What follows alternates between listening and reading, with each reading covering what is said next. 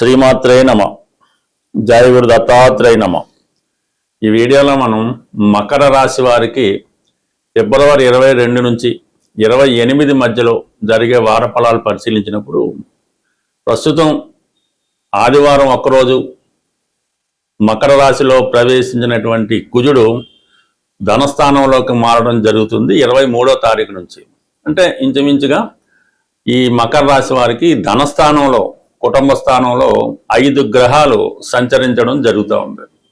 ఏదైనా ఒక భావంలోకి ఒక శుభగ్రహం కానీ 2 గ్రహాలు వచ్చినప్పుడు ఆ 2 గ్రహాలు మిత్రులై ఉండి శుభగ్రహాలు అయినప్పుడు జాతకుడికి ఆర్థిక పరంగా చాలా అనుకూలంగా ఉంటుంది. కుటుంబ విషయాల్లో ఏదో ఒక శుభకార్యం జరుగుతూ ఉంటుంది. కుటుంబ సభ్యులంతా కూడా పరస్పరం సహకరించుకొని జాతకుడు సహకరిస్తుంటారు. జాతకుడు కుటుంబ విషయాల్లో సహకరించుకొని కుటుంబ గౌరవం పెరిగే విధంగా ఉంటుంది. అయితే ఇప్పుడు ఈ కుజగ్రహ ప్రవేశంతో అంటే కుజుడి రాశి వారికి లాభాధిపతిగా ధనస్థానంలో ప్రవేశించాడు. అంటే ఈ సమయంలో మీకు ఈ వారంలో ఏదైనా ఒక స్థిరాస్తి అమ్మడం వల్ల అంటే పెద్ద మొత్తంలో ఇన్సూరెన్స్ ద్వారానో లేదంటే ఎవరన్నా మీకు రావాల్సినటువంటి ధనం ఒకేసారి ఇవ్వడం వల్ల పెద్ద మొత్తంలో ధనం మీ కుటుంబానికి అంటే వ్యక్తిగతంగా మీకు మీ కుటుంబానికి రావడం జరుగుతూ ఉంటుంది. ఆ ధనం కారణంగా మరి కుటుంబ సభ్యుల మధ్య తీవ్రమైన విభేదాలు జరిగే అవకాశం ఉన్నది. ఎందుకంటే కుజుడు లాభాధిపతిగా చతుర్థాధిపతిగా ధనస్థానంలో ఉన్నప్పుడు కంప్లీట్గా మీకు మరి స్థిరాస్తి సంబంధించిన విషయాల్లో ఒకవేళ ధనం రాలేదు, ఈ స్థిరాస్తి పంపుకునే విషయంలో ఏ విధంగా పంచుకోవాలి, ఎవరికి ఎంత భాగం రావాలి, అమ్మితే వచ్చిన ధనం ఏ విధంగా చేసుకోవాలనే విషయంలో తీవ్రమైనటువంటి విభేదాలు కుటుంబ సభ్యుల మధ్య వచ్చే అవకాశం ఉంది. ఎందుకంటే అక్కడ శత్రుగ్రహాలన్నీ కూడా మీ కుటుంబ స్థానంలో చేరాయి. అంటే కుజుడు రవి ఒక వర్గం, అక్కడ రాహువు బుధ శుక్ర ఒక గ్రహం. సో ఈ కుటుంబ సభ్యులు అంటే మీరు అన్నదమ్ములు అవ్వచ్చు, అక్క చెల్లెళ్ళు అవ్వచ్చు, అల్లుళ్ళు కోడళ్ళు అవ్వచ్చు, వీరి మధ్య విభేదాలు రావడంతో అక్కడ రాహు ఏంటంటే మీ కుటుంబ సభ్యుల మధ్య మరింత విభేదాలు పెంచే విధంగా ఎవరినో ఒకరికి అతను సపోర్ట్ చేస్తూ కుటుంబ సభ్యుల మధ్య విభేదాలు సృష్టించడం జరుగుతూ ఉంటుంది. కుటుంబ సభ్యుల మధ్య ఐక్యత లేకుండా ఒకరినొకరు దూషించుకునే విధంగా ఈ థర్డ్ పార్టీ అంటే ఇతర వ్యక్తులు మీ కుటుంబ విషయాల్లో కలగజేసుకొని మీకు నష్టాన్ని కలిగించే అవకాశం ఉంటుంది. కాబట్టి చాలా జాగ్రత్తగా వ్యవహరించవలసి ఉంటుంది. అయితే ఈ విషయంలో కొంతవరకు ఏంటంటే ఆర్థిక పరంగా ఉన్నటువంటి సమస్యలు చాలా వరకు పరిష్కారం అవడం జరుగుతూ ఉంటుంది. అంటే మీరు వచ్చిన ధనాన్ని ఏదో ఒక వివాహానికో ఏదో స్థిరాస్తి కొన్నకో మీ ఆలోచన ఒక విధంగా ఉంటుంది, కానీ కుటుంబ సభ్యులు వేరే విధంగా ఉండి ఎవరికారు ఆ భాగం తీసుకొని వెళ్ళిపోదామనే ఆలోచనలో ఉంటారు. కాబట్టి జాతకుడు ఏదైనా కొంత తీవ్ర విభేదాలకి చికాకులకి గురవడం జరుగుతూ ఉంటుంది. చాలా ఓర్పుగా సహనంగా వ్యవహరించడం మంచిది. ఎందుకంటే కొంతలో కొంత ఏంటంటే ఈ గురువు యొక్క దృష్టి ఈ ధనస్థానం మీద పడడం వల్ల మీరు ఏదో ఒక గురువుని ఆశ్రయించడం వల్ల ఎవరో ఒక మంచి పెద్ద మనిషిని ఆశ్రయించడం వల్ల ఈ కుటుంబ సమస్యలు చాలా వరకు పరిష్కారం టెంపరీగా జరిగే అవకాశం ఉన్నది. అయితే ఉద్యోగపరంగా మీరు ఏదైనా కొన్ని కొత్త ప్రయత్నాలు చేస్తున్నప్పుడు కంపల్సరిగా ఈ ఉద్యోగ ప్రయత్నాలు వృత్తిపరమైన అభివృద్ధి కొంతవరకు జరిగే అవకాశం ఉంది. అయితే మీరు ప్రయత్నం చేస్తున్నటువంటి ఉద్యోగం మాత్రం మీరు ఇప్పుడు ఎక్కడైతే ఉన్నారో కుటుంబంలో కలిసి ఉన్నారో అక్కడ ఉద్యోగం వచ్చే అవకాశం అయితే ఉండదు.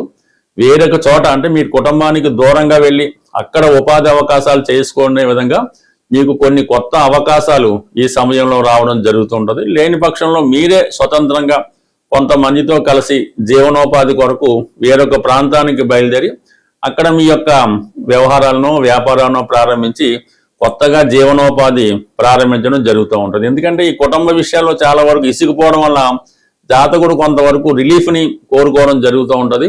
ఈ అన్ని సమస్యలకి కేవలం ధన సంపాదన ఒకటే మార్గం అని మీరు ఒక నిర్ణయానికి వచ్చి ఏదో విధంగా ధనం సంపాదించాలనే మీ ప్రయత్నంలో కొన్ని కొత్త ప్రయత్నాలు చేయడం జరుగుతూ ఉంటాయి. అవి నెమ్మదిగా సక్సెస్ అవ్వడం జరుగుతూ ఉంటుంది.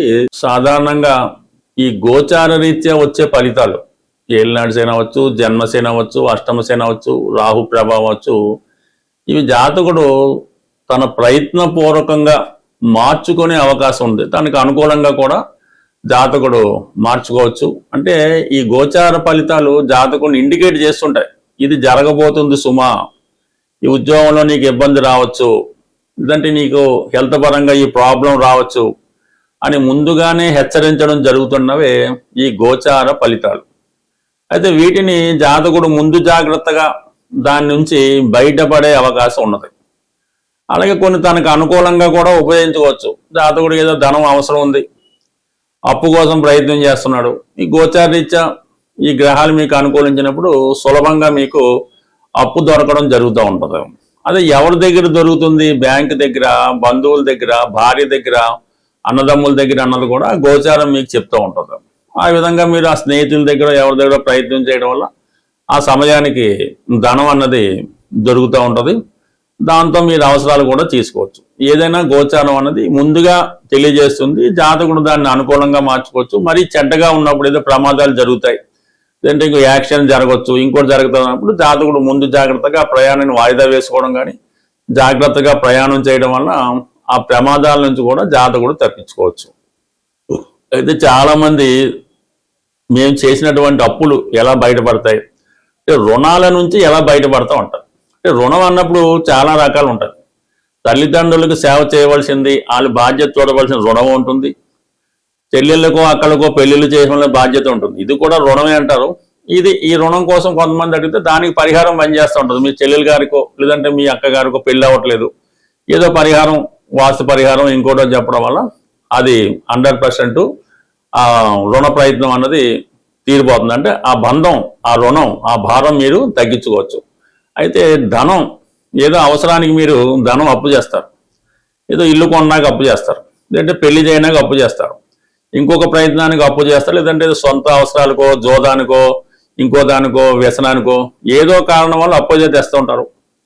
అయితే కొన్ని లగ్నాల వారికి, కొన్ని రాసుల వారికి అప్పు చిన్నగా మొదలవుతుంది. ఒక 10,000తో మొదలై అది 10 లక్షలు, 10 కోట్ల దాకా మారుతూ ఉంటుంది. మరి ఈ అప్పు తీయడానికి ఏమైనా మార్గం ఉన్నదా అంటే మాత్రం దీనికి సమాధానం అన్నది ఎవరి దగ్గర ఉండదు. అంటే మనం ఏదన్నా అప్పు చేసి ఆస్తి కొంటే ఆస్తి రేటు పెరిగితే ఒక విధంగా ఉంటుంది, లేదంటే అది వేరే చోట పోగొట్టుకుంటే అది వేరే విధం. అంటే అప్పు, మీరు చేసినటువంటి అప్పు ఎలా తీరుతుంది అన్న విషయం ఒకే ఒక వ్యక్తికి తెలుస్తుంది. అప్పు ఎలా తీరుతుంది అన్నది అది మీకు అప్పు ఇచ్చిన వాడికే తెలుస్తుంది. మీరు అప్పు ఎలా తీర్చగలరో, మీ దగ్గర నుంచి ధనం ఎలా రాబట్టుకోవచ్చో, ఏ ప్రయత్నం వల్ల మీరు ధనం ఈ రుణం నుంచి బయటపడతారన్నది మీకు ఎవరైతే అప్పు ఇచ్చారో వారికి మాత్రమే తెలుస్తుంది. అది బ్యాంక్ అయితే బ్యాంకుకి తెలుస్తుంది.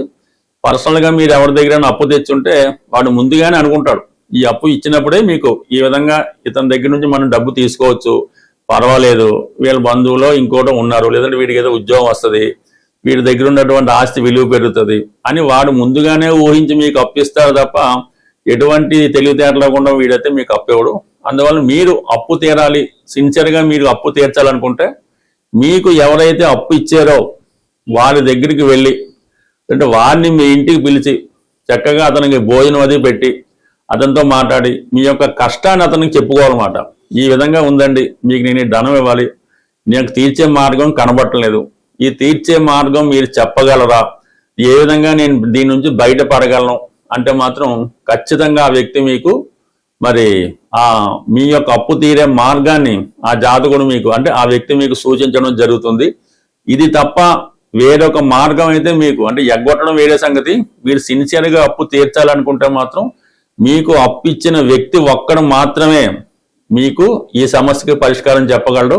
అతనే మీ యొక్క రుణ సమస్యల నుంచి బయటపడగలడు. ఎటువంటి మొగమాటం లేకుండా వాడు ఎంత శత్రువైనా 100% మీరు అతని ఇంటికి వెళ్ళినా పర్లేదు, అతన్ని మీ ఇంటికి తెలిసి మీ యొక్క స్థితిగతులన్నీ చెప్పి మీ సమస్య చెప్తే అతను ఖచ్చితంగా మీకు ఒక మంచి పరిష్కారాన్ని చెప్పగలడు. అది ఖచ్చితంగా అమలు చేయండి.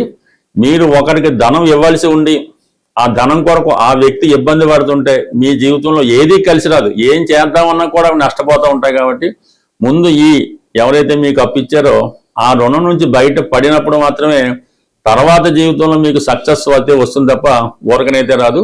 మీరు ఎన్ని మంత్రాలు చదవండి, ఎన్ని పూజలు చేయండి, ఎన్ని దానాలు చేయండి, ఇవన్నీ కూడా మీకు టెంపరీగా మీకు స్వస్థత చేకూర్చగలదు తప్ప రుణ ప్రయత్నం నుంచి బయటపడాలంటే ఇది ఒక్కటి మాత్రమే ఏకైక మార్గం. స్వస్తి.